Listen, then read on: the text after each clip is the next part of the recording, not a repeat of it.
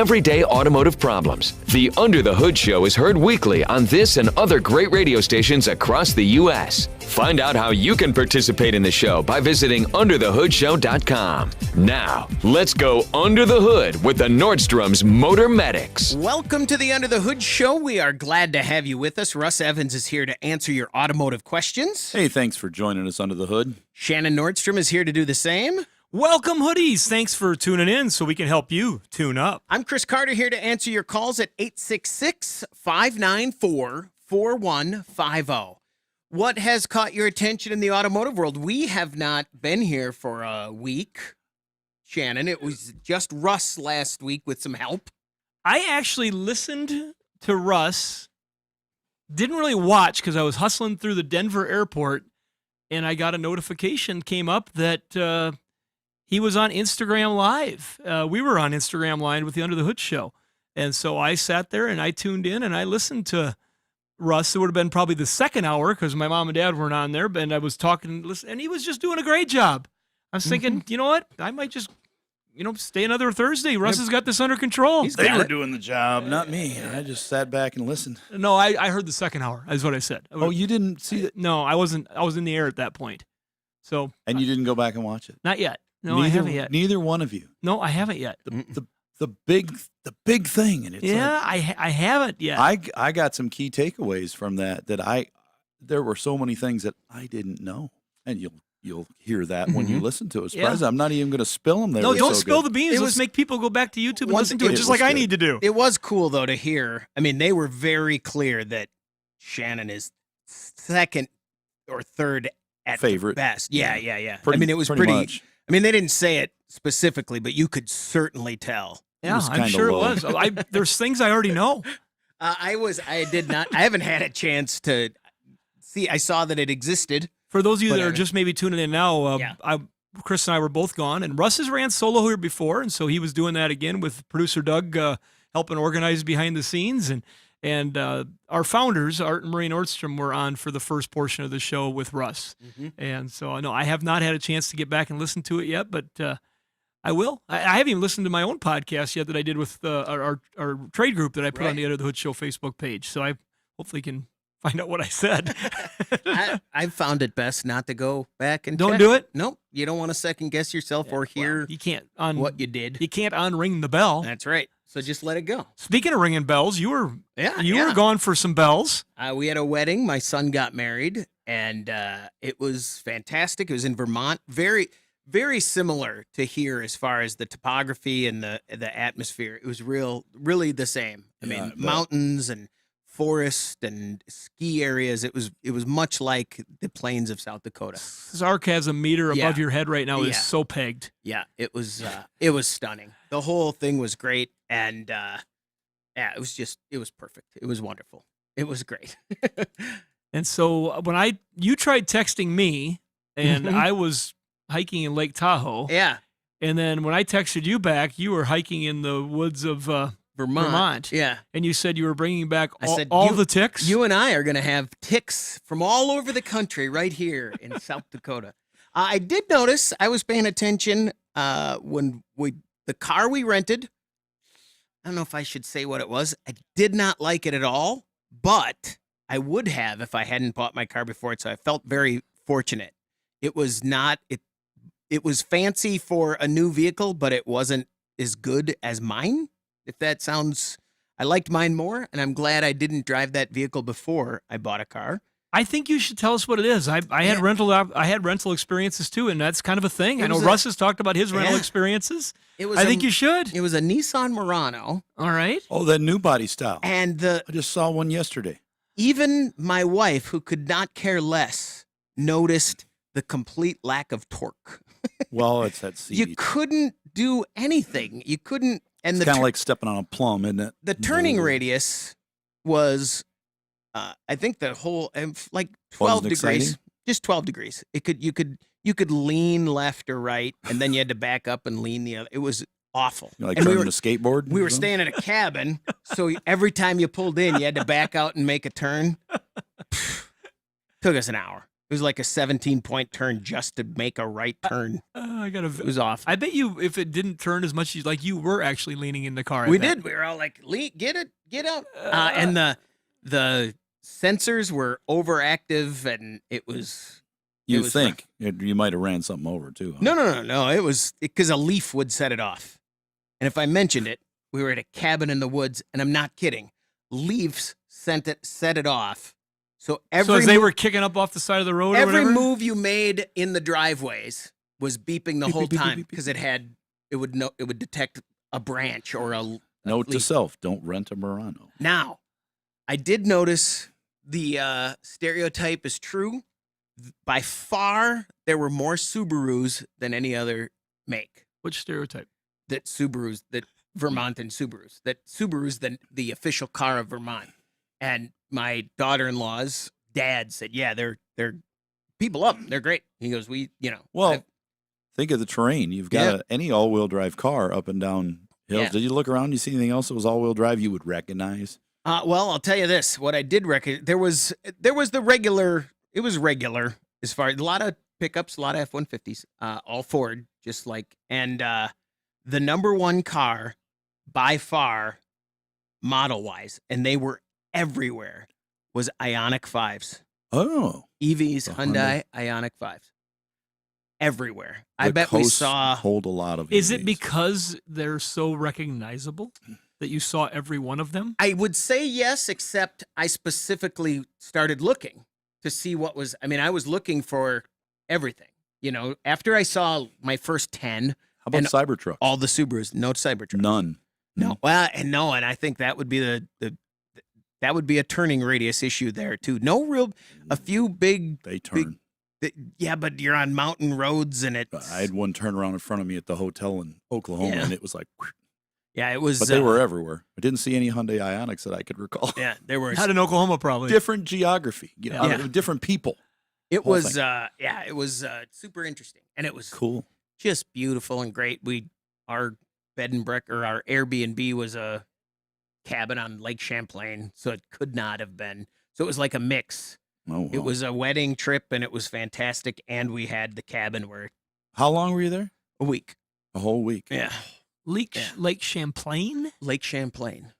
It was a Great Lake. It was officially America's 6th Great Lake for like 2 months, or back in like 96 or something.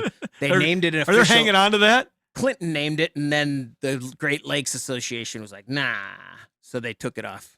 Can't do that. It's huge. And we went past a Civil War battlefield, the most northern battle, and there was a lot of Revolutionary War stuff up there, and there was a big naval battle right on the lake by where we went past. Was there a wedding? Yeah, there was a wedding. That went great. That went great too. Yeah. I figure that. Congratulations. Thank you. To Oscar. What's her name again? Nora. Oscar and Nora. It was great. Yeah, it really was. That's incredibly cool. Should we take a call quick? 866-594-4150. Let's go to Arkansas. Sorry, Arkansas. I read that wrong. And talk to Gil. Gil, you're on the Under the Hood show. What can we do for you? How you guys doing? Fantastic. Okay, here's the question, or I just want your opinion. I have a 96 Ford Ranger. It received a new clutch last year, and the reason I can't get it done under warranty is because I don't live where it was done anymore. So the thing is, the pedal starts out wonderful, and then down the road, maybe 30 minutes, it starts getting firmer and firmer. I mean, it's not from air, but it just gets stiff. Any thoughts? Is it the slave, or is it the pressure plate? Probably not the new master. Yeah, I'd say it's probably not that cylinder. Pressure plate, but the throwout bearing on there is probably binding on the shaft. It's probably worn. It's probably not greased. It may have been put in not greased to begin with. So if it's got a little drag there, and as it heats up and that expands, it's probably binding and getting tough to move, or it's just worn on one side and it pushes sideways. Gets a little tiny tilt to it, catches a little bit. Really, the only way to know is going to be to pull the transmission out of the vehicle and inspect the shaft, make sure it's clean and the bearing looks good and it's sliding on there and it's greased. It's likely it was probably installed dry and as it's run a little bit, it's just become worse. That'd be my guess from what we see. Just did a Ranger with an exploded clutch. So I mean, so we're familiar. like I said, Picturing what we did. Everything's less than 5,000 miles. That's great. Very frustrating. Yes. Yeah. Well, and like I said, I can't get it done under warranty. So, but from what I understand, the the throwout bearing and slave are all one unit. Yep. And I don't see how it doesn't really ride on the shaft. It's independent. It goes around that shaft though. It's not like the old-fashioned one. No, you bolt it on there, but it still moves back and forth. Because that clutch has to settle in and out as it presses in and out. So and when it goes around that shaft, around that main shaft, that keeps it centered. Gil, good luck with this. It seems, unfortunately, the warranty situation, but it seems fixable. Well, and it could be simple in the fact, well, not simple, because to access it, you have to pull the transmission, and that's the frustrating part. But it could just be the fact that somebody didn't notice that that pilot shaft, or not the pilot shaft, but the housing on the front had a little bit of different wear on it. And those things happen. You hate it, but it can happen at time to times. But somebody's just going to have to open it up and take a look as long as they're sure they got the air out of it and it's not caused by a fluid issue or something simple they can check for external. But somebody's going to have to take that thing out and take a look at it. 866-594-4150. We're going to take a quick break. When we come back, we want to hear from you on the Under the Hood Show.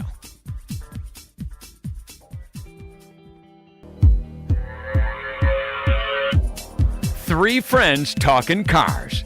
You decide if they know what they're talking about. This is Under the Hood. 866-594-4150. That's the number to reach us here at the Under the Hood Show. Now let's talk to John in Iowa. John, you're on the Under the Hood Show. What can we do for you?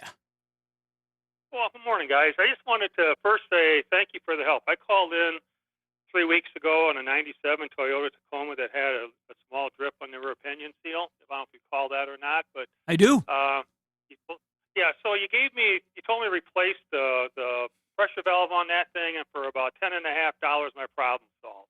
Oh, awesome! It wasn't breathing, so it was building up enough pressure that it was pushing the grease out the seal, or nice. the rear end fluid grease. When I unscrewed it, I could feel the air pressure come out. So she had some pressure on it. So, thanks again. I don't think I just gets thanked enough for the help that you give us out here. And with that, I've got one more challenge in front of me. Oh, let's see. We're 1 for 1. Can't we just quit? I'll just say this quick. I think for what I add, I get plenty of things. Hey, guys, even if we get this one wrong, we're breaking even. It's like as a baseball player, we're still 500. Right, totally. And we're getting a raise. There you go. More free. You can't beat that if you get a 500, you can't beat it. Mm-hmm. So I got a 2006 Corolla, and I'm in the process of replacing the belt tensioner on it. And I've looked at YouTube, and I've done a little bit of reading, and I've got a problem. I just need an opinion. There's no way to get the bolt out of that tensioner without loosening and removing the engine mount, and then jacking the engine up by using a jack on the side of the oil pan. It's an old car, 2006, and I'm just not comfortable doing that. And so what if I just drill a hole in the wheel well that I can slide a bolt in to get a socket to get in right on that bolt, and I can back it out through the hole? I got to take the tire off, of course. Yeah, that metal wheel well? Metal wheel well. It looks like it's a single wall. And I keep the hole small, like about an inch and a half. But I'm just kind of leery, one, putting a jack on an oil pan. Two, it's an old car, and if I only do one side of the engine, am I going to screw something up that's beyond repair?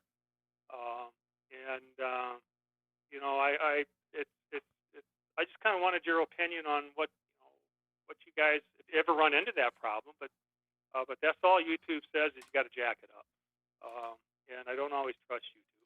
Yeah, you do have to jack them up. If you look at a lot of cars, you will see holes intentionally drilled in those fender wells with a little rubber plug in them, because they run things like ABS sensors through those holes and other things in cars. A hole big enough for a socket, like 3/4 inch in there, is not a big enough hole to structurally compromise the front of the car. it's not going to bend at all unless the car is hit. And it would have to be hit so hard that it's going to total the car. And probably a 4-inch hole wouldn't be enough to make a difference in engineering to cause any further damage to the vehicle or the passengers from that fender. So I would say if it was my car, I'd be putting a hole there. I might even be apt to tell a customer, do you want to pay $250 to pull this tensioner off, or do you want to pay, $130 to pull this tensioner off? The difference is I drill a hole or I don't. It's a 180,000 mile car that's 20 years old. What do you want to do? Start drilling. Drill, baby, drill. I had a. That's kind of what You've probably seen it before in HVAC work when they come to your house and they're going to clean a condenser or do something. And I know at my house, I came down and I was like, hey guys, what's this big hole you taped up here? And they take a metal hole saw and they cut a hole to access the evaporator and condenser. No, evaporator. The evaporator. Excuse me, get my things straight here. But I do that all the time. Yeah, and so then they put the metal back in with the thing, and they access it, and it doesn't hurt a thing. It just aesthetically, you notice it. Now, if that would have been the unibody frame rail you'd have to drill a hole through, we'd tell you no way. But the unibody frame rail is where all your integrity of the initial impact is at, and you really have to start crumpling things before that fender well comes into play. And I would be more concerned that when I cut through it, that I would get it some rust inhibitor put on the edges of it so you don't get a spot where rust is going to start, because that's all coated from the factory. And just make sure you just put some paint or something on there after you do it, and then get a rubber plug and put in there, and you probably don't even have to do that. But we've seen those cars with holes rusted right through those fenders. They get rusty, and they're you can put your hands through them in a lot of places, and they're still solid. The strut mount's solid, the frame's solid. So, is there enough clearance to get it out once you get the bolt out? Should be, right?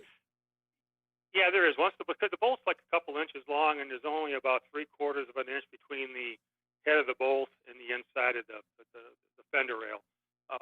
And so you either jack that engine up and then you can slide it out, or you drill a hole and then you can pull it all the way out. But then the pulley mechanism itself will just come straight up and out. That's not a problem. It's just that bolt's in the wrong spot. I mean, it's just impossible to get out with doing something to the vehicle. And I really don't want to jack it up, because my gut tells me, 20 years old, I'm going to create more problems than I'm going to solve. You are you already know what you're going to do, and we just probably confirmed your suspicions. Mm-hmm. There's a lot of things you can do like that on cars to get around it. Get around things. Okay. Well, I appreciate your help, guys. You have a great 4th of July. Be safe and enjoy your families while you can, okay? Real quick, John, before you go, if you screw this up, we're still 2 for 2. This is on you now, right? I mean, that's right. I mean, if I screw it up, I'll call you. Yeah. I'll call you back and own it. Okay. Deal. We got a deal. 866-594-4150. Let's talk to Frank in Kentucky. Frank, you're on the Under the Hood show. What can we do for you? Well, I've got a 95 Chevy G20 with a 350 engine that I've had for 20-some years. And I didn't drive it for about 4 months, which I do frequently because I don't use a van that much. Anyway, this year when I started it up, it started right up. But when I went to pull out, it hesitated. It didn't stall, but it didn't want to go. It was like a missing. And I put some stuff in the tank. I put some seafoam in it, and then I put some Lucas stuff in it and drove it, and it didn't get any better. I took it to my mechanic. My mechanic called me and told me it was ready, and I got it back. It was 10 times worse than it was before. And so I don't know what the problem is. It just doesn't want to run. It's only died one time. But when I'm at a red light, it feels like it's going to die. So I have to keep my foot on the accelerator to make sure it doesn't, because I don't be stuck in traffic in a big van. So anyway, that's my problem. I don't know why it's like it's missing. And my mechanic checked the plugs at the points, and I don't know about anything else. But anyway, I had to put a new battery in it. He said the battery's bad, so I bought a new battery for it. But I still got the problem. One thing I want to confirm here, just you said it was a 95 G20 Chevy van. So that should be a 5.7 liter throttle body fuel injection or a 5.0 305 fuel injection. Which one? You said a 350 fuel injection? I think it's a throttle. It's a throttle body. All right. Well, that is a tried and true motor that's been in a lot of things. So we can talk about that. We're going to take a quick break here. John, Frank, stay right where you are. When we come back, we're going to solve this problem. Right? That was pretty confident. We're going to do it. Chris has got this. And it's going to involve golfing, so get your golf hat on. Oh. Yeah. I know. Right. I think I know where he's going. I do too. This is great. Do ya? We'll be back. You're listening to the Under the Hood Show.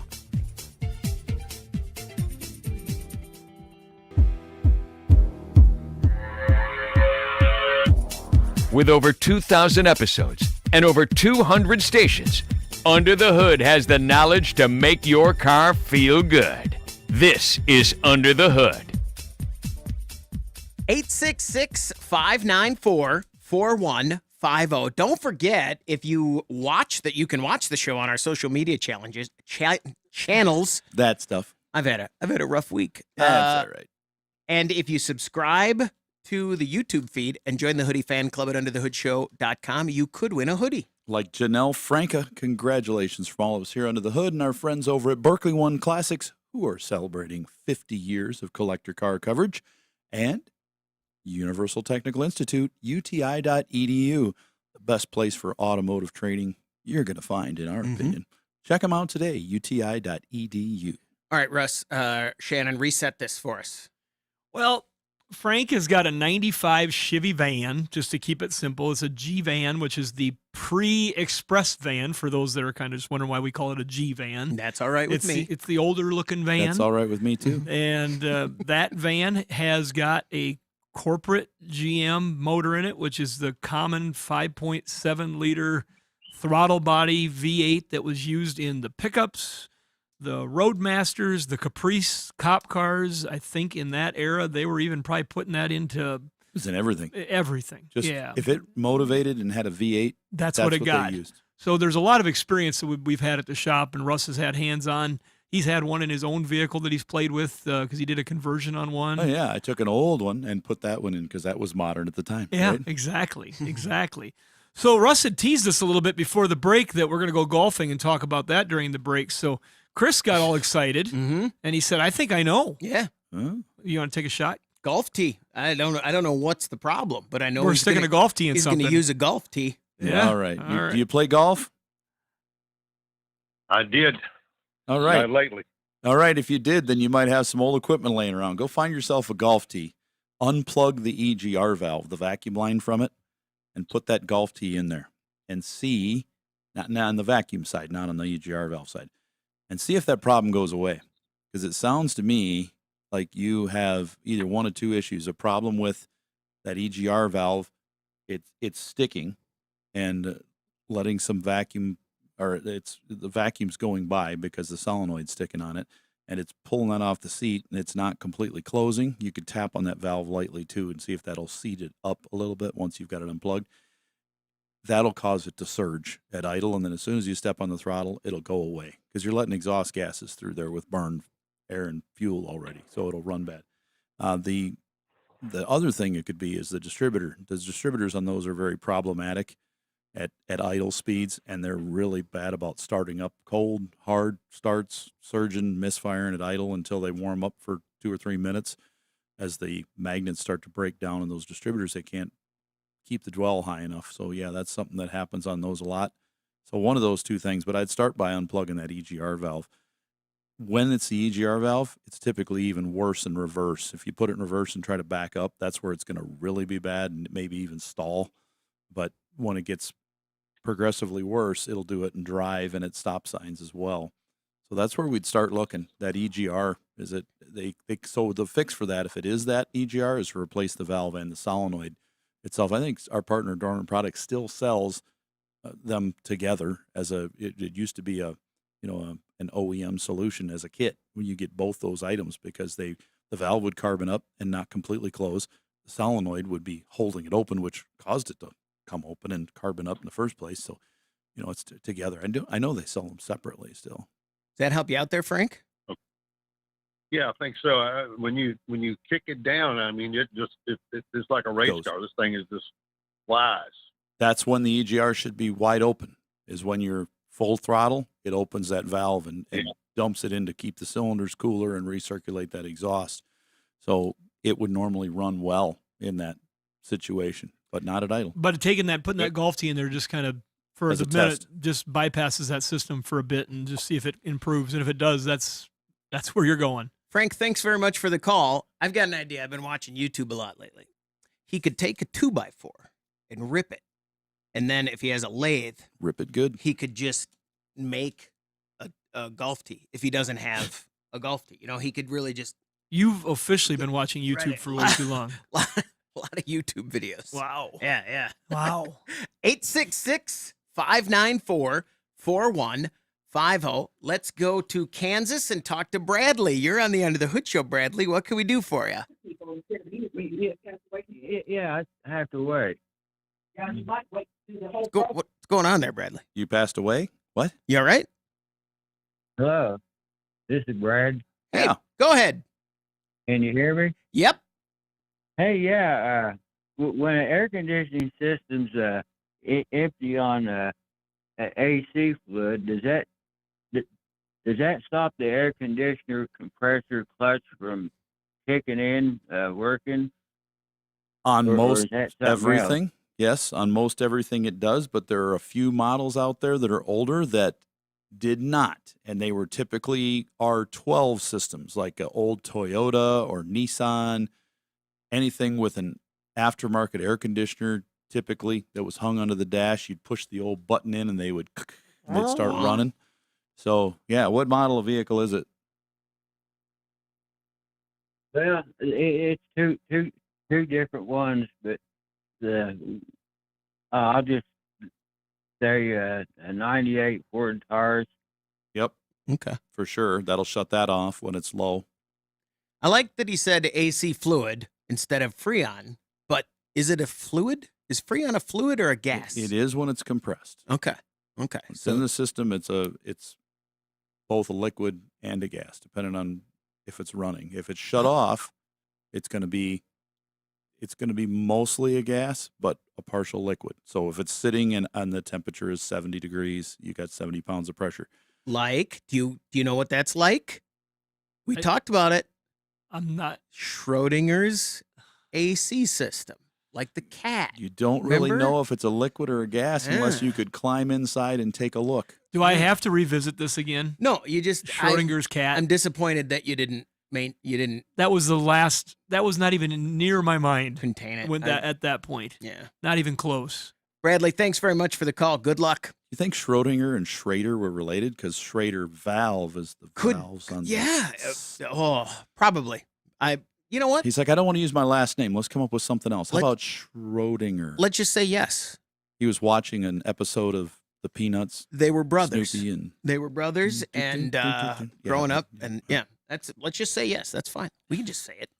866-594-4150. Let's talk to David. You're on the Under the Hood Show. David, what can we do for you? Yeah, I got a 2003 Toyota Corolla, over 400,000 miles. Good job. I know.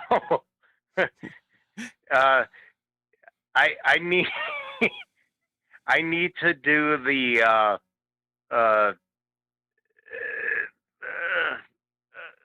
struts and the shocks. What can you tell me about that? Can I do that? I'm a psychotherapist.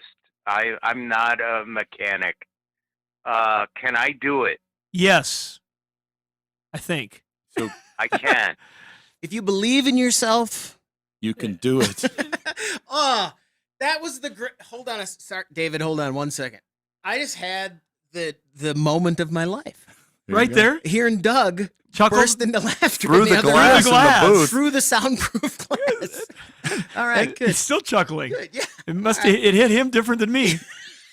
That hurts. That Once hurts, again, Shannon. That's two times. You should not be surprised either. I guess, yeah. It's just not where I play. It's the second time today. Yeah. Two people in a room aren't always the same. Remember that. All right, back to David's issue. So you'll need to buy the strut assemblies as a complete assembly, which you would definitely want to do on a car with this high of miles anytime anyways, even with lower miles, because lots of parts wear. There's many parts in a strut assembly and different things wear. So you get the whole assembly. That way you're not taking the spring off it or anything. You're just unbolting it's just safer and you need less tools. Yes, much You're not going to hurt yourself. Make sure you watch the YouTube video on how to do it. So you take off the right bolts. There's 3 little nuts that hold the top on. You don't take the big one off the middle or you will have a problem. People do it. I would. Don't do it. I would. If you told me to go remove a strut, I would go, I need a big wrench for people that thing. start taking off this. I think the first time I ever took a strut off a car, when I went, what is that? And they're like, I think it's called a strut. And I took it off a Volkswagen and I took the nut off the center because the bolts on the outside were they were covered. They had another plastic cover. Okay, so I took the little cap off the middle and went, I'll just take that nut off. And I took it off and it went bang and just went down a little bit. It didn't go very far because the car was on a cinder block holding it up. Sure. Not very good. This was like 40 years Depends ago. 45 We've years had ago. a couple of experiences here at the workplace with the dismantling of cars, and one involves now one of our key managers, Craig Halverson, when he was working here just out of high school, and he had taken a vehicle apart, and he took a strut apart, and he pulled that center nut off while he was holding it, and he took a strut in the belly. Oh. And so it was not a pleasant experience. A lot of pressure. Do you think you should have named him? I mean, shouldn't you let that just be an unnamed employee? He's well past that and succeeded well beyond the so somebody strut does in the it. belly. Somebody does it again. We're going to say, oh, he pulled a Halverson. Yeah, he got belvied. There you go. Does that help you out, David? Oh yeah. Okay. Yeah, buy a ready strut. I mean, different companies call them different names, but it's a complete strut assembly. Or, well, you're getting old enough there. Yeah, go buy a new one. It's going to be really hard to find. If it was a new enough vehicle, sometimes you can find like on CarDash Partners, you can find somebody that has a vehicle. Let's say it was a 2014 Corolla. You might be able to find somebody that has an interchangeable strut off a car that only had 50,000 miles on it when it got wrecked. And you could just buy that used assembly and put on there and save yourself a bunch of money. Because usually then you're talking $50, $75, and the ready strut itself might still only be anywhere from $125 to $200. In a Corolla, could I go to a U-Pull-It yard and maybe find one that had a newer one? Hey, you know what, Chris? That was replaced? We do that often when we get a super high mileage car. I have to remind folks all the time, yes, it's got 400,000 miles on it, but take a look. It's probably got to replace the transmission. It's probably got to replace this. Brand new shiny Monroe strut probably isn't original. Yeah, so we can still market that item to somebody that needs one. So that's a great point. Somebody could have. How many times we hear across our phones or typed in on our vehicle request page on our website, I need to sell this car. The transmission just broke, but it's got 4 brand new tires and new struts. And, that one in my parking lot that's wrecked up there. Oh, the white. Yeah, we're still working on getting the reason it had moved. We're working on getting the paperwork because it has a professionally rebuilt transmission and transfer case and differential in it. Yeah. So I said, it might be worth more if you can pull us paperwork that shows exactly where it was done and what the mileage was. And he thinks it's pretty low. So I was like, let's get that. It might make it. And you definitely, and now we're just talking personal things here, but I will also say that for anybody that has just done something to their car, when they call us about selling their car, we typically find out that just having done it was 2 years ago. Mm-hmm. Yeah. Oh, we just paid for that transmission. Well, you've put 67,000 miles on it since then. Right. Right. David, thanks very much for the call. Good luck. And struts, I've talked about this before. I remember the first time I had to deal with a strut, I was shocked and dismayed at how expensive they are. Mm-hmm. But from that time to now, I've never dealt with shocks or leaf springs or anything. That's why we have struts, right? Yes, they don't happen very often. Right. 866-594-4150. We're going to take a break. When we come back, we want to hear from you. 866-594-4150. Let's go to Pennsylvania and talk to Art. You're on the Under the Hood Show. Art, what can we do for you? Art, are you there? All right, let me put him on hold and try that again here in a second. Just making sure I clear it out, and then I'll try again. Let's go to Pennsylvania and talk to Art. Art, you're on the Under the Hood Show. What can we do for you? I think Art's gone. Bye-bye. Mm-hmm. He'll come back. Art went to the park. Art's in the park was going, and he had to go. What if his call was, hey, I'm on the boat ramp, and my brakes aren't holding, so I'm slowly getting pulled into the water, and then we just didn't answer in time? That would be tremendously not good Don't timing, jump right? out because you'll probably get run over and hurt. Yeah. I would just suggest, what would you do in that case? I said I would slowly have roll. the windows down. I would hope. When you're going to the ramp, have your windows down. I would hope someone's recording it for YouTube. Yeah, that's You know, I would have to decide if it was my own car, and that was happening, and I had to think, okay, my car is going to get flooded and destroyed when this happens because I'm not stopping, and the parking brake doesn't do it. I would probably turn my wheel so my truck backs against the dock and stops. You'd rather take the dock and I'd truck rather take a damage, look because I'm moving. He says I'm going slowly, so I'm thinking maybe I'm just going to. but you're probably going to jackknife before you get to the dock. Well, That might stop you. Yeah, you're not too far away from it, probably.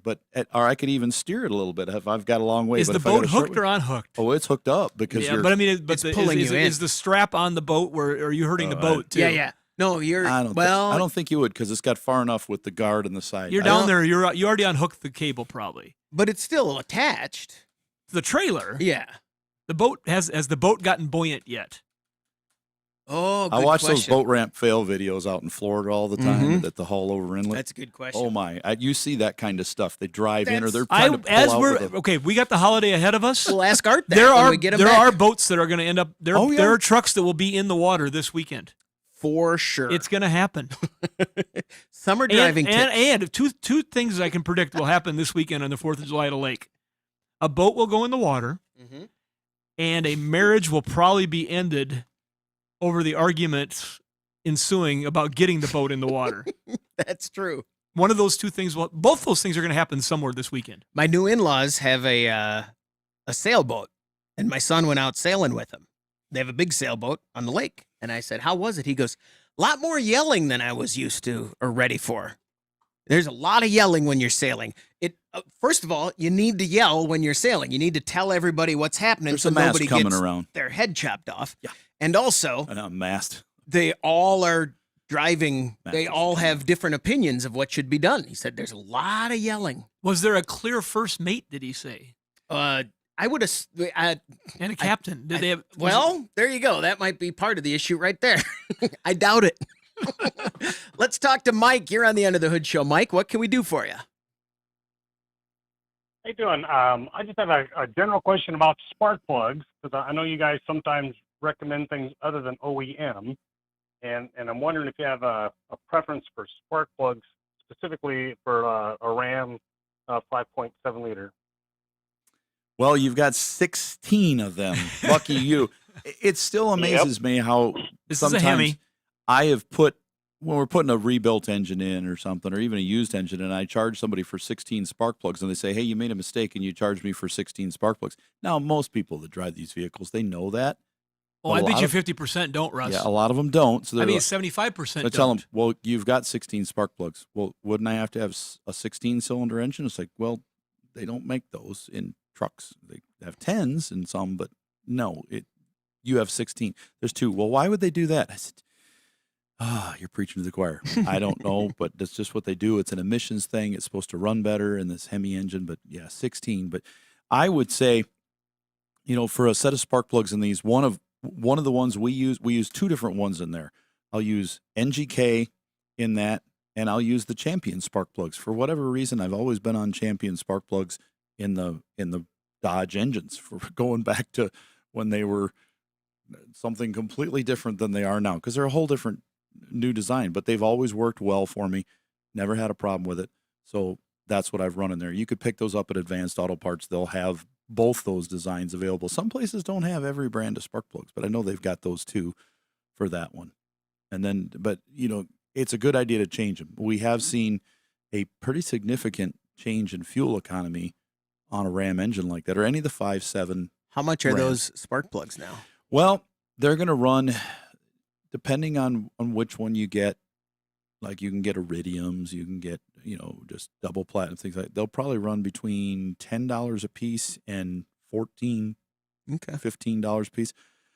And people, because of the materials in them, they're getting more expensive. And when I tell somebody it's $18.50 for a spark plug, and maybe I paid $17 for it, they're like, well, $18.50, that's crazy. I'm like, have you priced them out lately? And then they price them out. They're like, oh. Like, what about oil? Have you priced a quart of oil lately? You're in Dollar General, and the oil's like $11 a quart. Why? Where? How? Right? Everything's expensive. Mike, thanks very much for the call. Good luck. If I'm doing that, and should I buy the best spark plug or the most expensive spark plug? You should buy the spark plug that meets the OEM specification. What if they all do? Then you can pick whichever one you want. Should I get the $10 one or the $14 one? Is it just that straight ahead? It won't matter. Some of them are different ones, but you'll typically see the prices are very close, similar if they're the same material. Iridium, double platinum. That's where that's coming from. Okay. They're just expensive, but there are some cars out there that require spark plugs every 30,000 miles now. That is the thing that people do Turbos. not realize anymore is how much that has went way out there and then came back on certain vehicles. Yeah. As far as the change intervals. Follow that. Look at the oil. Whatever you buy, you owe it to yourself to find out what the maintenance is of that vehicle. A lot of people don't know that CVT transmissions certain ones require a 36,000 or a 30,000 mile change, but they don't take much fluid. A lot of them there's some we do, they take 2.5 quarts and we change them every 30,000 miles. That's when they're due. These people come in with 140,000 miles and go, oh, I got another one of those junk CVTs. When was the last time you changed the transmission fluid? Well, I've never done that. Why should I do that? It's constant. Because it could have protected the unit. It's just one of those things. I've got an overdrive unit in my truck, and I'm supposed to change the oil in that transmission every 4,000 miles in the overdrive unit. And it takes half a quart of fluid. Yeah. So it's no big deal. But if you don't change it, it will ruin it. Let's talk to Brian. You're on the Under the Hood show. Brian, what can we do for you? Hi, I have a 2019 Chevy Silverado 3/4 ton, and it's intermittent. I can be at a stop sign, take off, and it'll go, and then it gets before it shifts, it gets really boggy, and it won't accelerate. And I can push the gas down more and more and more, and finally it'll downshift and then take off. Is this a half ton with a 5.3 motor? A 3/4 ton. Oh, you said that. Which engine do you have? I'm not sure. Gas motor though? Gas. It only gets 12 miles a gallon. But it does take off when you step on it. Every time it takes off strong or just takes off a little faster? Well, it takes off fine until you get going 15 miles, 20 miles an hour. And I got my foot on the accelerator like it should be accelerating, especially up a hill or something. And it just won't go until I get the pedal down 3/4 of the way, and then it'll downshift, and then it'll take off. And when it does take off, it's strong, though? It doesn't bog out at all? It's still a little boggy. And okay. It's weird because it's intermittent. It's not all the time. Yeah, I would check the exhaust back pressure on it. That's just part of the testing to make sure that's good and make sure it's got proper fuel pressure. Those are two things you're going to need to check on. The back pressure is probably something that would do it all constantly, because you don't just get rid of that. But fuel pressure, if you got a fuel pump getting weak, it can come and go with temperatures varying of the fuel and the air. And that's a direct injection system in that truck, I believe. So you're going to have to be able to check that lift pump and the high pressure pump that's up there on the engine. Yep. A lot of high-pressure pumps failing on those. Brian, thanks very much for the call. Good luck. That is there any clue there that, like, going uphill, the gas might be sloshing in a different place, or? Probably not on that system on that truck, I don't think. I don't think so, but it could be a high-pressure pump failing on it. That'll do it for this hour of the Under the Hood Show. Hour 2 is coming up. 866-594-4150. You're listening to the Under the Hood Show.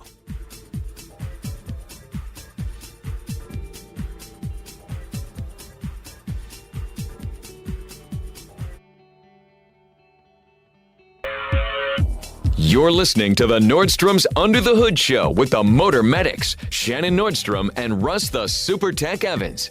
Shannon is an ASE engine and parts specialist, and Russ is an ASE Master Certified Technician with extensive factory drivability training. Join the Motor Medics for fun and free automotive advice with real-world solutions to everyday automotive problems. The Under the Hood Show is heard weekly on this and other great radio stations across the U.S. Find out how you can participate in the show by visiting underthehoodshow.com. Now, let's go under the hood with the Nordstrom's Motor Medics. Welcome to the Under the Hood Show. We are glad to have you with us. Russ Evans is here to answer your automotive questions. Hey, everybody. Shannon Nordstrom is here to do the same. Welcome, hoodies. Thanks for tuning in so we can help you tune up. I'm Chris Carter, here to answer your calls at 866-594-4150. Watch me do my work. Are you going to do it now? Right now. Yeah, I'm done. I've already done it. I've already answered it. Now I'm going to introduce Lee from Iowa. Lee, you're on the Under the Hood Show. What can we do for you? Oh, Lee is either the funniest person in the world or I'm the worst phone answerer in the world. Let me try that again. We had a lot of buildup on you doing your thing. Really? A lot of buildup. I felt that as I was doing it, too, that it was going to be a mistake. Let's see if Lee, are you there? Lee is not there, and it's not. I mean, ultimately, the call stops here. The call stops here. This is on me, but I can't. You want to talk about something else? Yeah, let's. All right. What do you got? I had some automotive experiences while I was gone. Okay. Thought I'd share. All right. They were all pleasant. Not all pleasant. You talk about a rental car. Yeah. I had a meeting. First of all, I had a meeting in Chicago, and we were there for a summit for buyers on a large salvage buying platform. And so I was there with 5 other auto recyclers from around the North America representing the trade association. And then there was people there from international affiliates that were representing buyers that buy from Africa, the Middle East, from the Balkan states, from Poland. And so the Balkan states are like Louisiana, Mississippi. That's not the ones I'm talking about. Right. So, but and got to meet some of these folks and talk with them again. I met the most amazing gentleman, Benjamin, from he exports vehicles to Africa, to Nigeria and different places, like lots of vehicles. And so it was fun talking to him, but he was educated in many different things. He was not only a biochemist, but he was also had a business major and a computer science major. He writes his own software, elaborate software. Just a very interesting fellow, kind of like Russ, just one of them guys that I think could figure out how to do anything. Mm-hmm. And he was 10 years younger than me, but we just sat there and chatted on the bus on a little ride that we took and just enjoyed the conversation. I told him to listen to the radio show, so I don't know if Benjamin's listened to the radio show or not, but I hope he did. But just met a lot of cool people, and it was all related to the automotive world, involving salvage and salvage auctions. And that was a great experience. And for the entertainment for us for the evening, for flying to Chicago to help them get input, they took us to a Chicago Fire soccer game. Okay. And I'm not, I coach soccer, but I've never been into watching a lot of soccer, but it's always enjoyable at a high level. And that was pretty cool. The neatest part, though, was I didn't realize we were going to Soldier Field. Okay. That's where they play. Yeah. And not only did I not realize we were going to Soldier Field, we sat in the luxury box owned by the McCaskey family that owns the Chicago Bears. Oh, wow. And so we were 50-yard line luxury box up top looking over the field. And then we got an opportunity to go down on the field, too. and that was a very neat experience. As an NFC North football fan, Yeah. that was pretty cool because I've always wanted to see the other NFC North stadiums and be able to sit there in the owner's box. The box number is 1920, the year that they must have started, and that was pretty cool. But yeah, and then I met my wife in Denver the next morning. You met your wife in Denver? Yeah, just I had surprised her with a getaway for our 30th anniversary, and so we met in Denver, and then flew out to California and met my uncle, Jerry Lohr, and we toured one of his wineries in Paso Robles. And then we got our rental car, and it was a Honda Accord hybrid. Okay. And my report on that car would be good, solid car. We enjoyed the drive. The seats after driving from San Luis Obispo, I always say that, San Luis Obispo. San Luis Obispo. San Luis. I say these things wrong. San Luis Obispo. Thank you. Okay. You got it. Okay. Slow is the airport. I just decided. So I'm That's just going to go with slow, the county. Yeah, that'll work. And so from driving from there through Central California and ending up in Sausalito is where we stopped. And then we met our... Good thing you didn't have a breakdown. We had a great drive in that car. Then the seats got a little bit hard after a while. Yeah. That was a complaint of both my wife and I. They just felt like, how seats just eventually they got hard, it felt like. Yeah. I know exactly what you mean. Yeah, I don't know. But anyway, so that was I would give an A+ on that car as far as a driver. And then, but we met our son-in-law and daughter in Napa, and we spent a few days with them in Sacramento where they live, and it was a great trip. And my son-in-law let me borrow his Tesla Model 3 that he bought new last year, late in the year. Right? Okay. Actually, he bought that new this year, and let us take that on a drive that we took up to Lake Tahoe. Nice. From Sacramento on Monday. And so I was thoroughly impressed driving that car through the mountains. I got an opportunity to use the supercharger system up on South Lake Tahoe, and I've determined at least one thing for sure about the whole charging situation. Number one, I did have anxiety that whether or not there'd be a charger available, but on the maps it tells you where the chargers are, whether they're open or closed. They're in use and all that. And you get all that on the Tesla system. There's other systems that are a little less dependable. And I did determine that the difference between going to a supercharger to charge up to 80% and going to a gas station and filling your vehicle with gas is about $20. Okay. $20 worth of stuff that you buy at the country store mart that's near the supercharger. Because you got more time to... I bought more junk. We had yogurt-covered pretzels. We had trail mix. They had some really great selections. Well, how long did it take you to charge the car? 24 minutes. 24. And we were down to an 80-mile range. It took 24 minutes, and it cost about $20 to charge the car. I went into... And on the way, I'll finish the thought. Same thing. Finished on the way back. So on the way up, we had used up a majority of the charge in the car. When we left, I think we had it full like at 260 for the range or 270, something like that.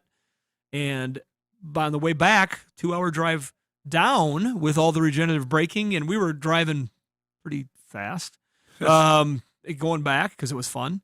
And we got to back, and we still had 200 miles of range when we came back. The difference between going up and going back was that much different. Go ahead, Russ. Well, the stores. On a road trip, we're 24 to 30 minutes every time we go in a store, wander around after the car's already filled with gas. So I could see on a road trip how that would work out. But if you're in town and you're on the way to work and you need to get some gas, forget it. Well, you got to plan. You're going to plug it in overnight anyway. Yeah, and that's what Max does. He plugs it in overnight, and he's always ready to go. I was thoroughly impressed with the car, though. Cool. I loved it.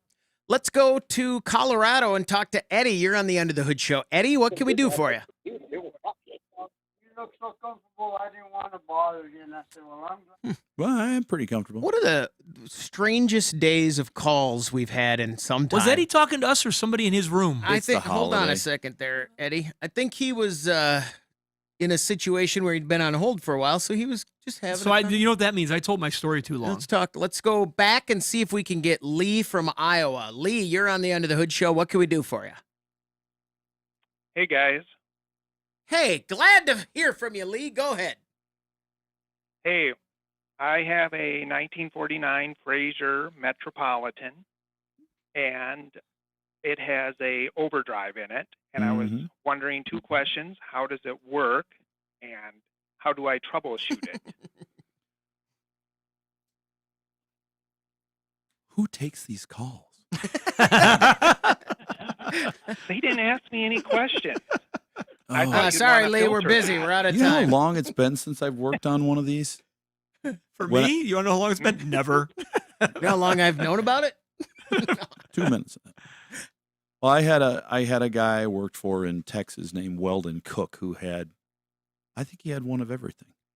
I mean, he really did. He was a Dodge nut. He had Superbird sitting in the back of the shop that he took apart. So when he got a divorce, his wife's first thing she said is, she says, "I want the car."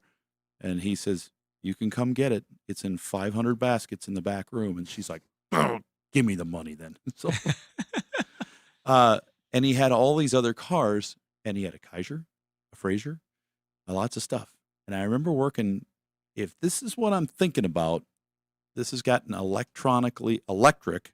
It's not electronically, basically. It's electric to power it, activated overdrive. It's got its switch. Electric. Yeah, it's got the electric. So it's got a gear case in it and a solenoid. When you power up now it's also hydraulic. So the car has to have road speed in order to build pressure in it, pump pressure, so that when you activate the solenoid, it will engage. Otherwise, if it's activated when you're parked, it won't go into gear because it has to be able to reverse. So they use the fluid pressure. If it was in overdrive, it won't go backwards because it's got a cone clutch in it, if I remember right. So it'll only go when you go forward. So what you need, the first step is you need to verify if you have fluid in it. The second step is you want to make sure that that solenoid on there gets power. It's just a big coil electromagnet, that it gets power when you activate it. So then if it gets power when you activate it and it still doesn't engage at road speed, get the car off the ground on jacks so you can run it in the air, and then try to activate it at road speed, like 30 miles an hour, and see if it kicks in. If it does kick in, then the cone clutch is worn out inside of it, and it's not allowing it to go into gear. It's not allowing it to pull. It won't pull under load. If it can't fully engage it, it never will. It'll keep trying to move into that overdrive position, and it just can't because it's worn out. But I found that, they'll, without the load on them, they'll sometimes go in gear. Or going down the road, if you flip it on, you might feel it bump a little bit, like something's there, but it doesn't quite go. That means it's a worn out unit. I don't know if you can still get the parts for that unit or not. It's the cone clutch is the big thing, and I believe that's very similar, if not the same one that the Gear Vendors Overdrive uses. And Gear Vendors has kind of that they won't sell that part to you. All right, Lee, hold on. We got to do this very quick. We have to take a break. 49 Frazier color? Like a creamy beige. I'm going to go green, and you guys have seen my inspiration for that pick. Like a very dark blue, I don't know what kind of color, like a gunmetal blue kind of thing. Lee, what color is it? It's green. It is green. Hey, it's a Berkeley One Classic. It right is a there. Berkeley One Classic. Hey, stay on the line, Lee. We'll get you a hoodie. Hey, there you go. From Berkeley One Classics, celebrating 50 years. All right. Car coverage. We're going to take a break. When we come back, we want to hear from you. 866-594-4150. You're listening to the Under the Hood Show. 866-594-4150. Let's talk to Eddie in Colorado again. Eddie, are you there? Yes, sir. Okay, go ahead. I got a 2016 6.2 liter gas motor, F250, 4-wheel drive, crew cab, automatic. When you make a left turn with that truck, if you're making a sharp turn to pull into a parking lot or whatever, and you got to slow down, the brake pedal will go almost all the way to the floor. I kid you not. I mean, almost to the floor. It will stop, but it goes all the way to the floor. Now, if you turn and straighten it out a little bit, and go and step on the brake again, you got full pedal. Now, if you turn to the right, it doesn't do it at all to the right. It won't do it at all. Only the left side. Have you tried check the caliper, I check the vacuum booster, have you replaced any parts? none. Okay. Have This you truck's got about 120-some thousand miles on it. have you tried to disconnect the ABS brake system and try it again? Unplug it. Yes, I did. And it still did it. And I have full. I still got full pedal, but it still does that problem when I make the left turn. That surprises me. I thought for sure when you unplugged that ABS that it would have went away. If the wheel bearings are good, so there's no play in those wheels at all, that's the first step. Make sure there's no play there. But if those are good, I think you may have a bad brake hose. And what's happening is when you turn, it's the hose is moving. It may not be kinking, of course, but if it's moving, it's something's restricting, because if a hose is collapsing inside and you bend it in, let's say, a 20 to 30% bend radius, I got you, yeah. where most hoses would be fine, if this one's broken down inside, it may be collapsing in there, causing this issue, whatever's going on.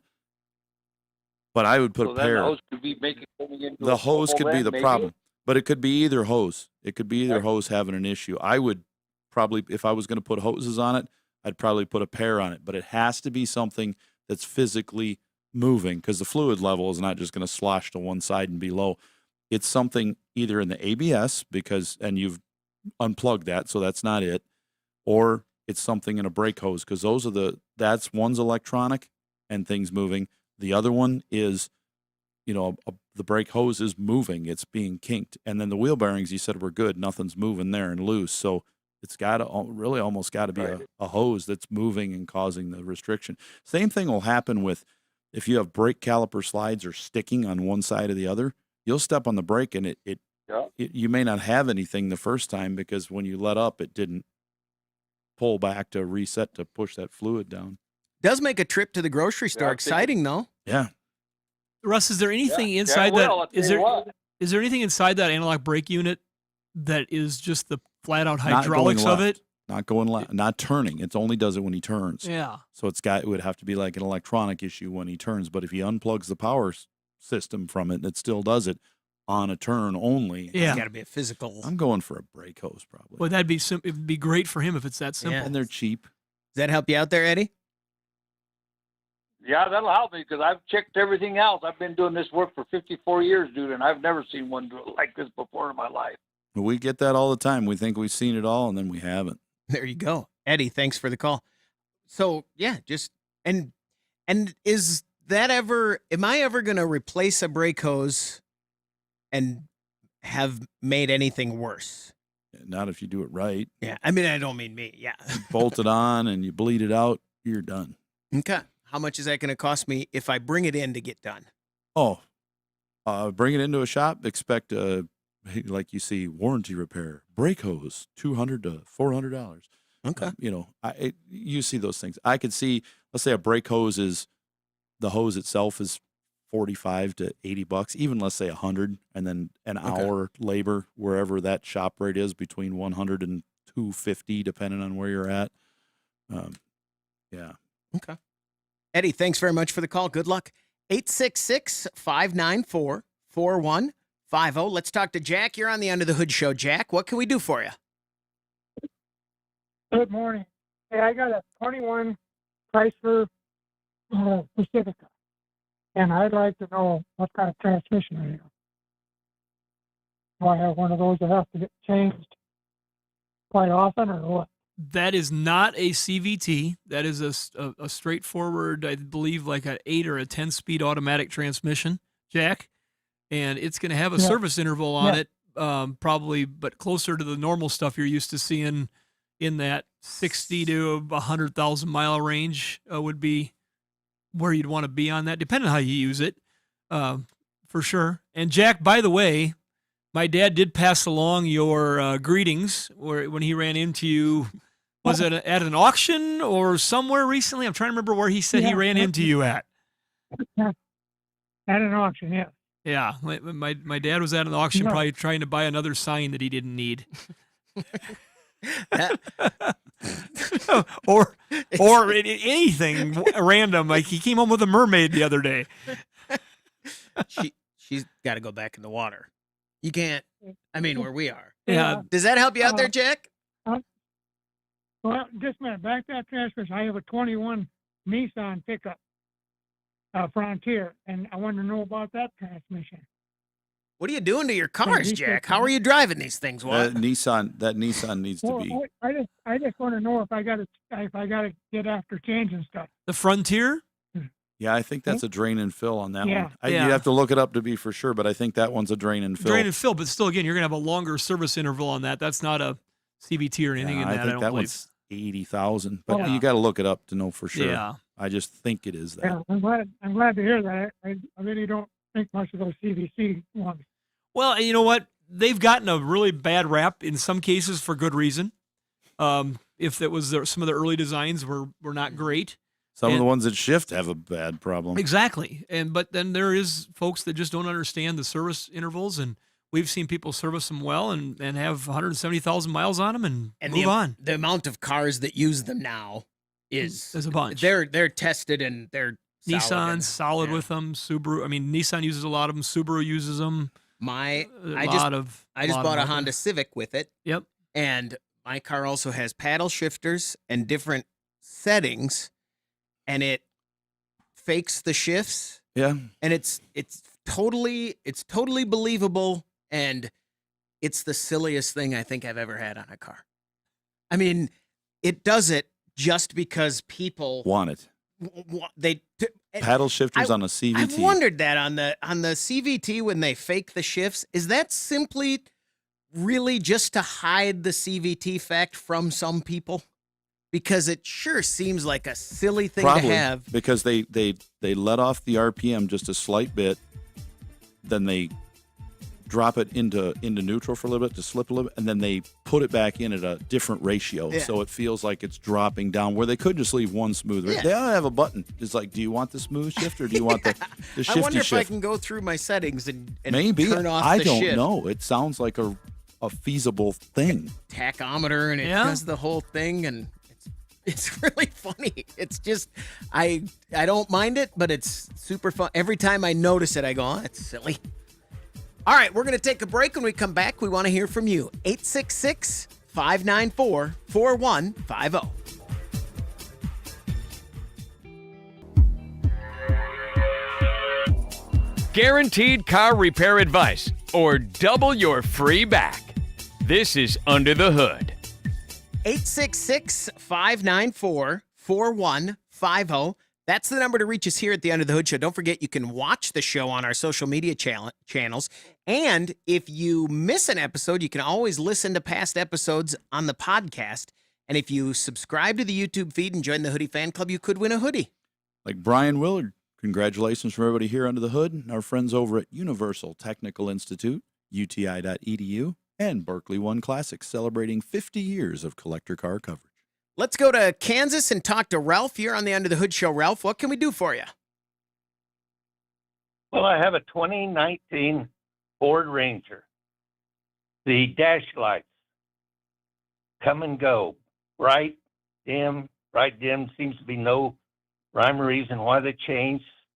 Sometimes the light behind the steering wheel on the console is bright, but the radio over in the middle is dim, and then vice versa, or they both might be bright, they both might be dry. There's no rhyme or reason. You had me at two different things going on there. If they were all the same, I might have some answers, but you've got different brightness, different intensity of different lights all at the same time. It's all over with. Yes. It's headed. Get yourself one of them little flashlights that you can squeeze with your teeth. Is this at night only, or just as you're hitting dusk, or is it? I mean, is it when the lights are in between, on and off, or? It's any time. No rhyme or reason. So during the day, your display on your radio can get brighter and dimmer? Yes. You got more than one thing going on. They're LED powered, all of them in that Ranger. I would say you got a voltage issue, whatever it is. There's a voltage issue. I would start by finding out what the voltage is, how it's charging, where you're at.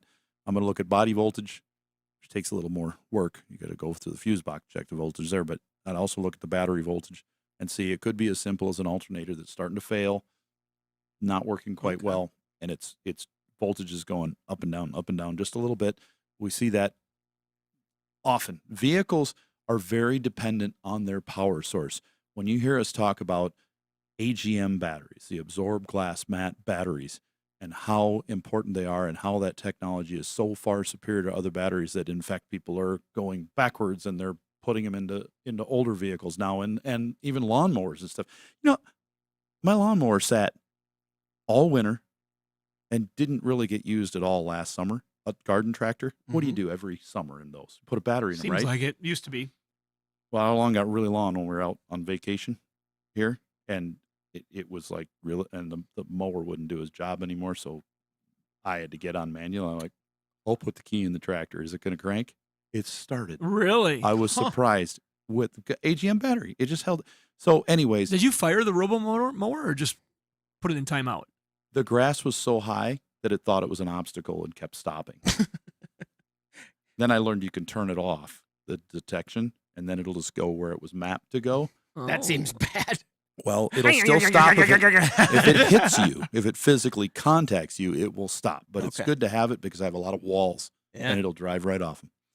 That's not good. I bet there's some height there. 90-pound mower goes over, it's dead. Sure. Anyways, a lot hard to pick up too. But the battery, battery, it could be a bad battery in this truck too. So the battery, if it's weak. Let me give you something on the battery. It's the original battery. There you go. It's a 7 years old. Yeah, it could definitely have an issue in there, capacitance issue, where it's not allowing the voltage to stay. There. Because that keeps the voltage steady. It's a filter. It's a big filter. And if you got to replace it, an AGM battery would be our preferred battery for that vehicle. Keeps the voltage steady. It's like keeping an uninterrupted power supply of good quality in front of your computer system. That's what your battery's doing for your computer system on your Ford Ranger.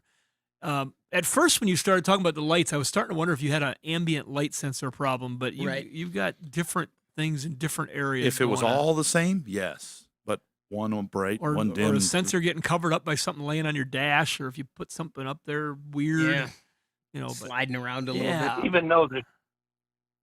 Even though this battery is that old, it fires right up, never hesitates a bit. You're telling me it still could be weak enough. The battery having the potential to start the vehicle is different than the battery being able to filter out the AC voltage. Yeah, there you go. That's a good way to put it, yeah.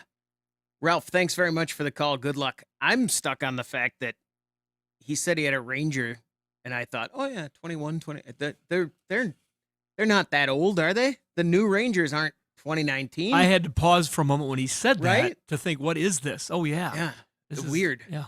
Time goes by pretty fast. I don't know. I mean, I certainly had that drilled in over the weekend at the wedding. Yeah, that time goes quick. We've seen the old car names reused, and I was listening to them mention off car names on some show, and it wasn't a car show, but they said, car names we see again, like the Malibu came back. Oh, the Malibu, that makes sense. The Impala, it's been around for a long time. The Impala, that's something good.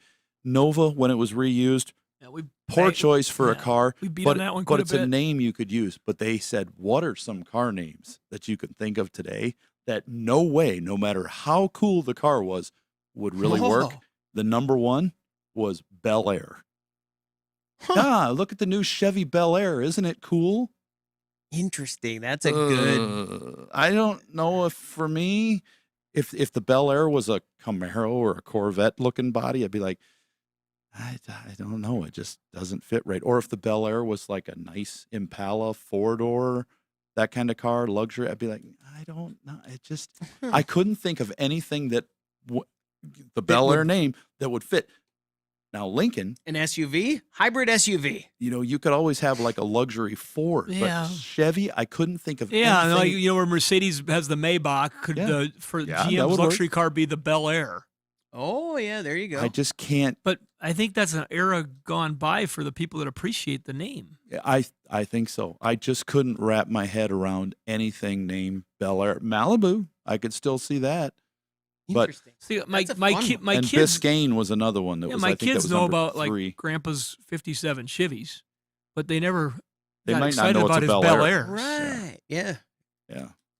866-594-4150. Let's talk to Larry. You're on the End of the Hood Show. Larry, what can we do for you? Yeah, I have a 2017 Ford Explorer. I just bought it 3 months ago. It's got about 87,000 miles on it. And what it's doing is when it's fully warm, it's purging when it's idling. And the lights, I put the air conditioning on, I put the headlights on bright, and even the interior light flickers then. And the motor is almost feels like it's missing a little, but it's not. I put new plugs in. I put a purge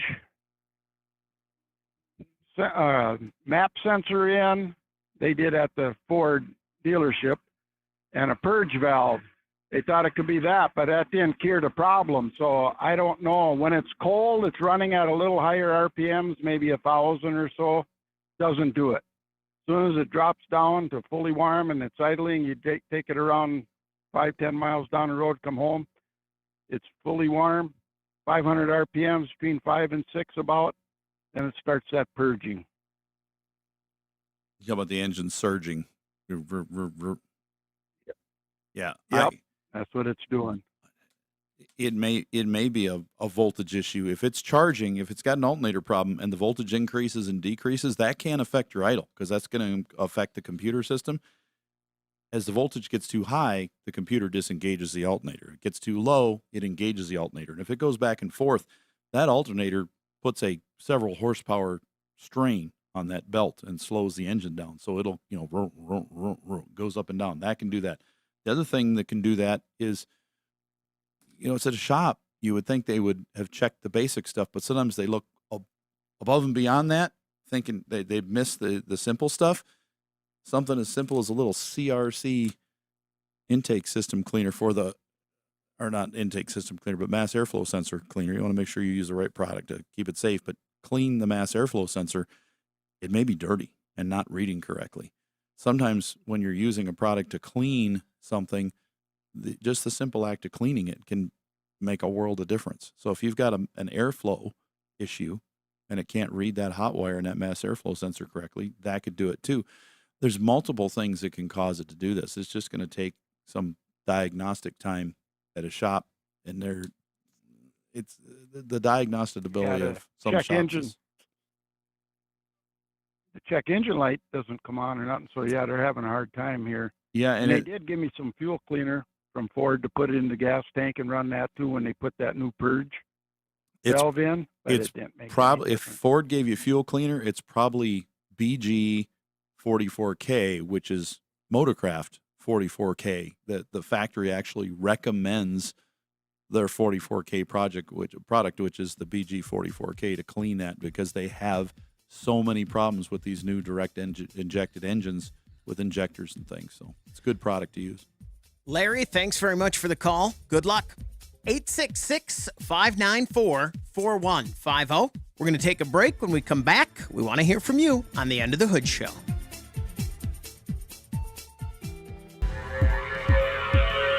If it needs more than duct tape, you need Under the Hood. 866-594-4150. Let's talk to Casey in Illinois. Casey, you're on the End of the Hood Show. What can we do for you?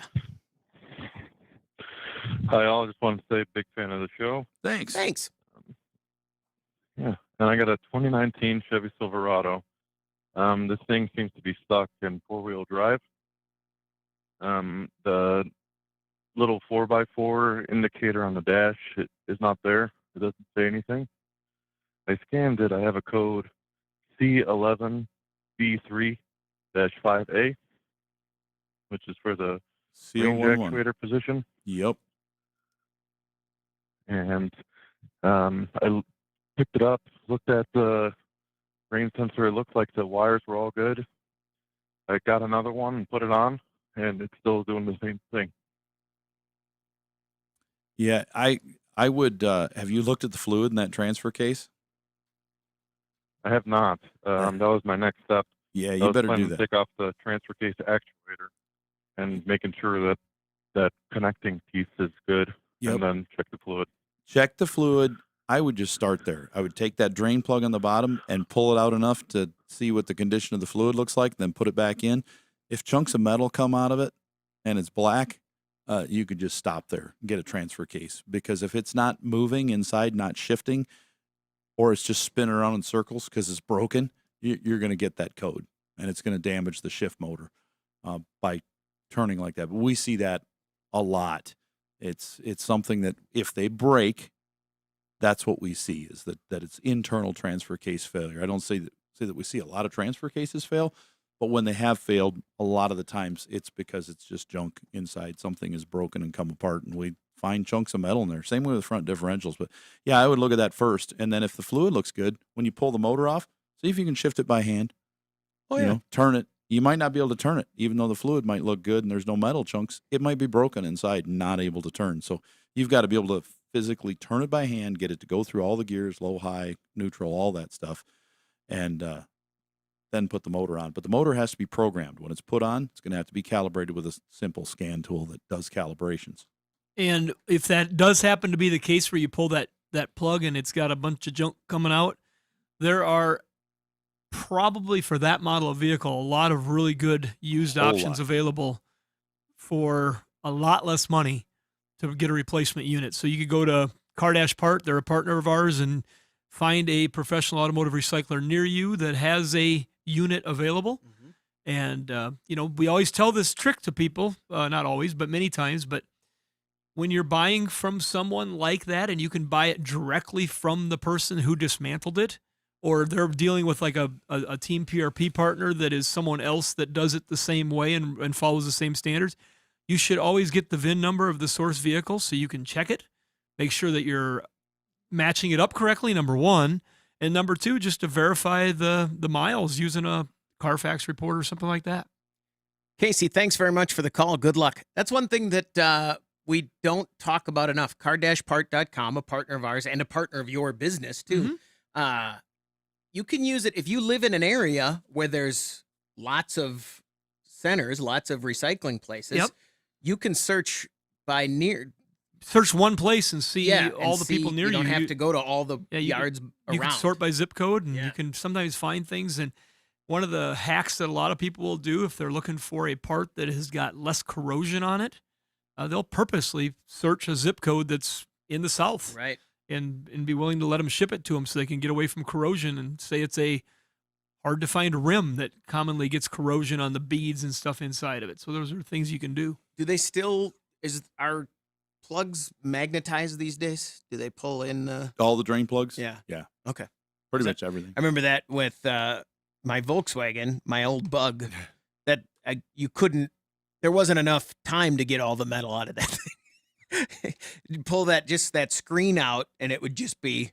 It barely looked like it. I don't think I knew it was a screen until I got a new one for. That's why they $3. sell. Yeah, they sell like you could buy a 12-pack of them and just replace them. They're like, you really think people are going to change their oil that often? Like when they should. 866-594-4150. Let's talk to Ed. You're on the Under the Hood Show. Ed, what can we do for you?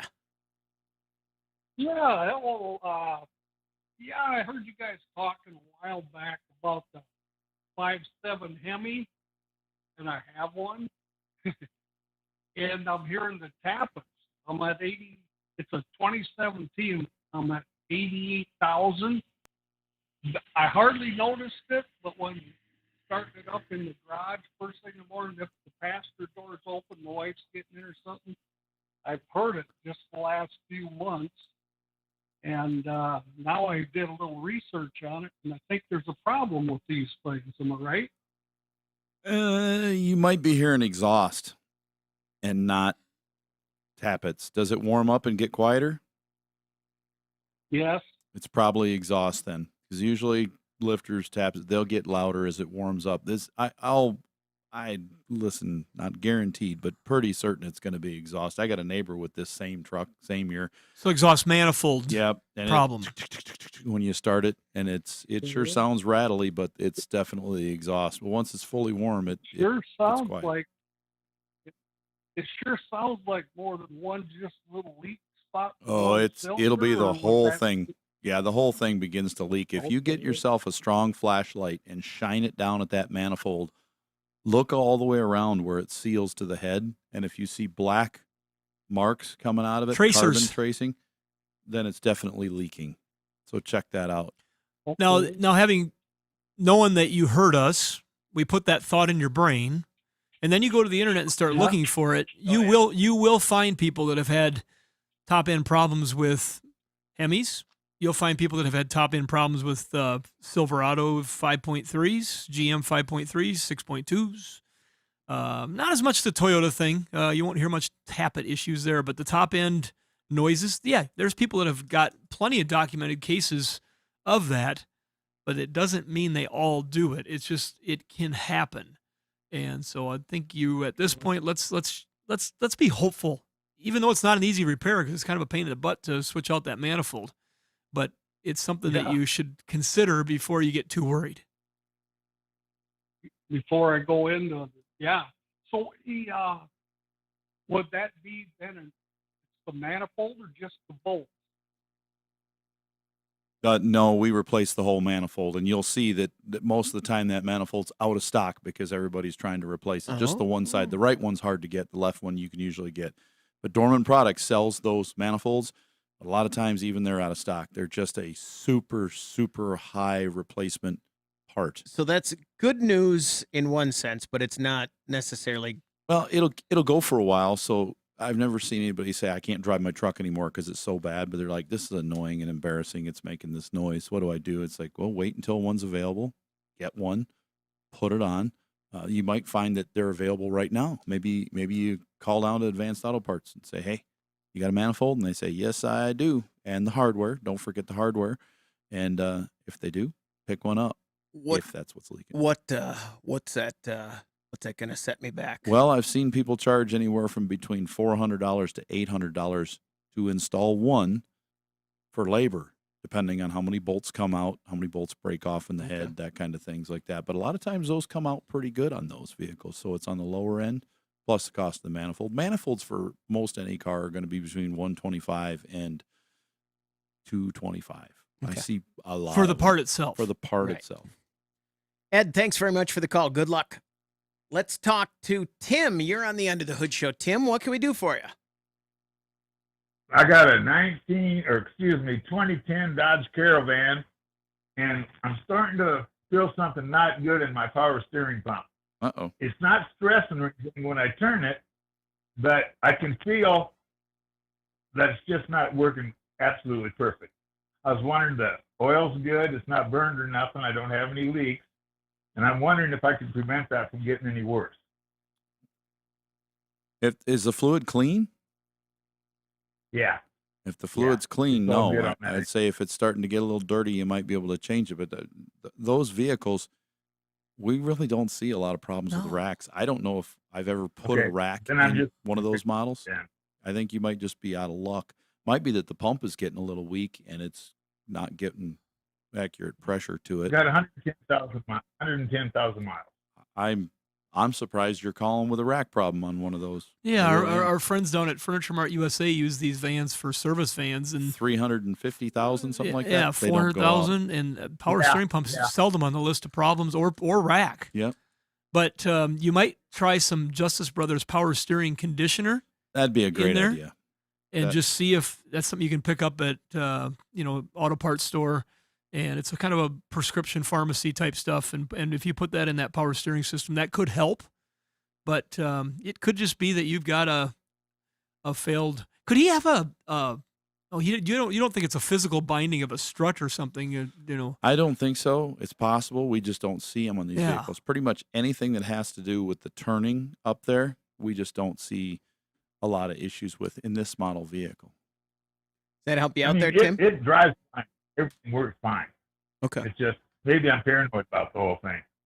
Yeah, you might have somebody somebody. else should put that Have somebody else drive Go it and ahead. see have somebody else drive it and see what they think, or maybe drive another one. There's plenty of those around on car lots. And say, hey, can I just drive this for a second? I want to see what it's like compared to mine. Yeah. Can I just take your van for a second? And, Yeah, I'm just gonna go never take it around mind the the block. nylons I'm wearing over my head. 2? Yeah, well, that was all they had. So I You- had to you put the the- other you legs bought just a hang, set? walk into the bank. It'd be trip it odd. So you had to pull them both on. up. It's real tight. It's real tight in here. He's got a big nose. We needed 2. 866-594-4150. That's the number to reach us here at the Under the Hood Show. I do want to point out once again that you can watch the show on our social media channels. And if you miss a show, you can always catch it wherever you get podcasts. You can subscribe to the podcast and be a part of it. All right, middle of summer, anything we need to do? We got 1 minute. Is there anything I need to do to my car right now? Or if I'm this far along, it's good? Figure out how to do it and clean in between your radiator and your AC Okay. condenser and clean the bugs off the front of it. And- watch the YouTube videos on how to do it and Don't get just it go done. do it. Learn Right. what you're Learn how to looking do at. it so you don't damage anything and get it done, because I'm seeing a lot of them coming in right now that are too dirty to cool properly. Or you're killing the air conditioning. Yeah. That was a really good question, I think, because you had an answer that you were very adamant about. So I'm seeing it. I feel like It's one of those hot summers where we're seeing the close to 100 or above in a lot of places that don't normally Air get pressure, it all the time. tires, easy. Do it. All right, there we go. Thanks for listening to the Under the Hood Show. Until next time, you can find us at underthehoodshow.com. For Shannon Nordstrom, Russ Evans, I'm Chris Carter, and our producer, Doug Mashik, over there from Prairie House Productions. Happy 4th of July.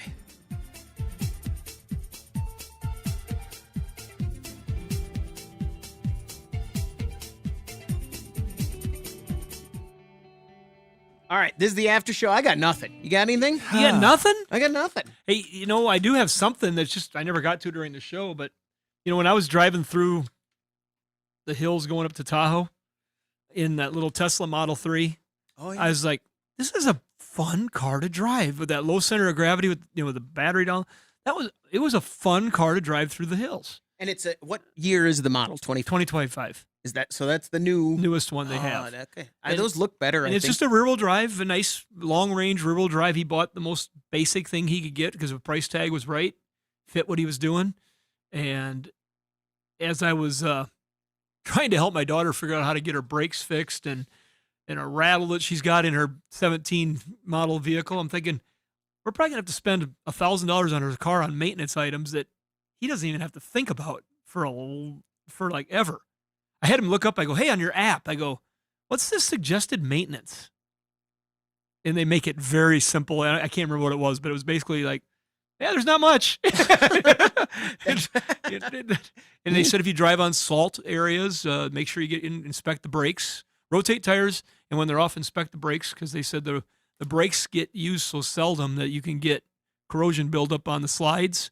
And so they do a little more lubrication of the brake slides or cleaning of the brake slides. That car will completely stop itself depending on how fast you're going without the brakes. I was testing that. And if you let off and it decelerates, it's like as that generates. Yep. And it will slow you down to almost a dead stop. It will. So you just You touch don't the brake, have to boom. touch the brake pedal most of the time. unless you're like really roaring or something. But Yeah.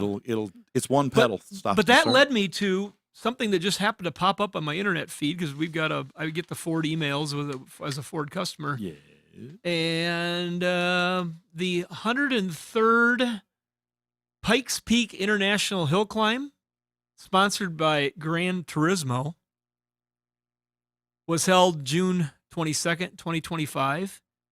And the new Ford Super Mustang Mach-E race car won the open class, fully electric, at the Pikes Peak International. I thought, you know what, I was one step off. I bet I could have brought that Model 3 and been close. But it says here, you just have it. I just felt like it. cold trickle. Yeah, the new race cars. I'm talking about the Mach-E's car. 3, Russ probably knows what this means. I don't, this first word. UHP 6-phase motors. So they're, I know like the difference between 3-phase power and single-phase power. These are 6-phase motors. Ultra high performance. Yeah, there you go. That's the word I couldn't put together. Thanks, Russ. Good job. Turns out over 1,400 horsepower with its advanced aerodynamics net up to 6,900 pounds of downforce at 150 miles per hour. Huh. Given that powerful pairing, it was no surprise to see the Super Mustang Mach-E ascend to the top of the open class podium at this year's event and chalk up yet another win at Pikes Peak for the Ford Performance Team. The victory proves once again the power of Ford EV technology that was on full display at the 2025 competition. Winning DNA is in every Ford. Those are, I mean, it's a car. Yeah, but look at this picture. Do you see Mach-E in that picture? No. Yeah, no. Not even close. I see a 6-foot wing on the back. I see supercar, but that's pretty cool though. I mean, if you dropped it down like that, it's just lowered and with the wing on the back. I gotta look up an actual image of this. I haven't done that yet. Do that once, Chris. What's cooler? No, cooler thing than that. I mean, that thing going up Pikes Peak, yeah, big deal. It's a car with a wing on it going up there. You want to see something fun? Go back about 20 years, back into before 2000, like from the 95 to 2000 era. Watch some of the old videos of semi trucks racing up Pikes Peak in the hill climb. Back before, now everything's super turbo and they've got all these big engines that are so easy. Anybody can throw a turbo on. I mean, because they're out there. But you watch those right where they were starting to come into figuring it out, and they'd run these things up. I mean, just rolling coal up the hills, lots of power. They'd explode because they weren't real. I good do need yet. to watch that. It's fun, and you hearing them as they go by.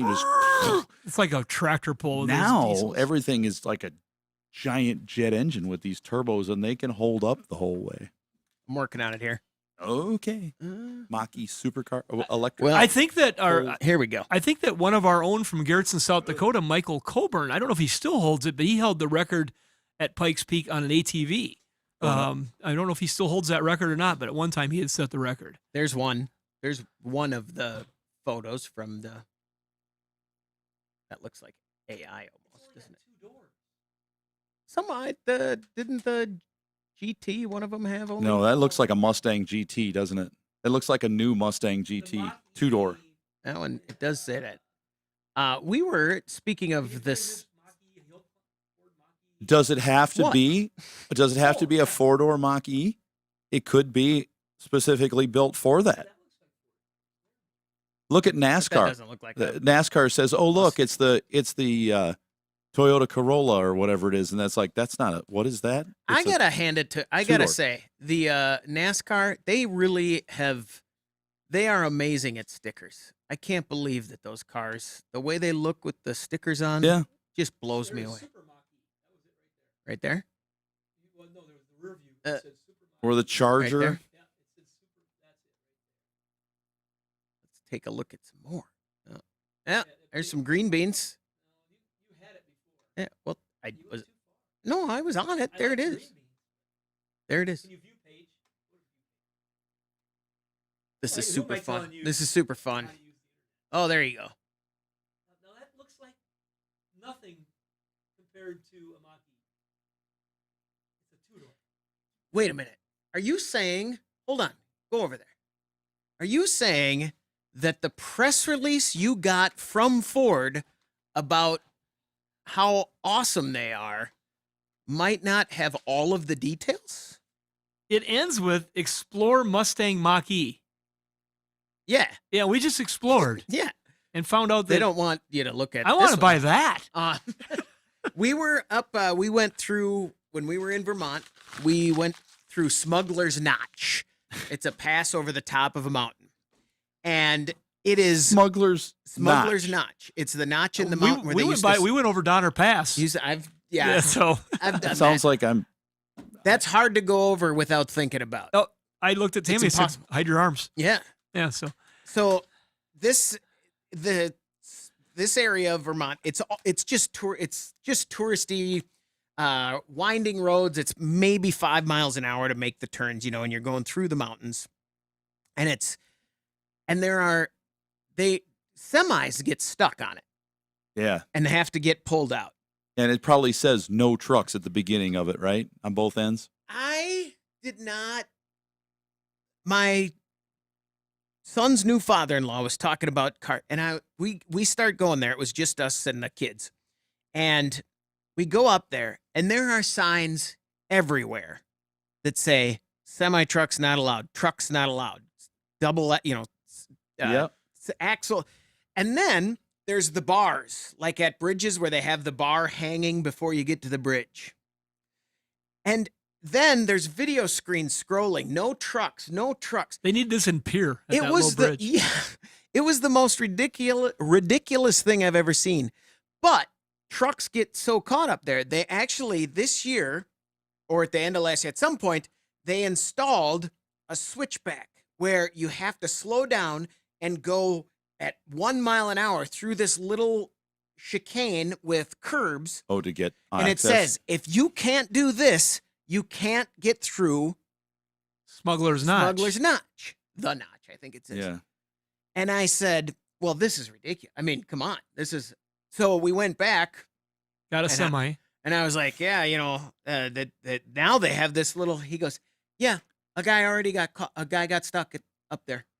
A guy took his 18-wheeler, and I don't know how he got, maybe he just rolled over it or skipped it, but they had to take him. It's the most ridiculous thing in the world. And I was able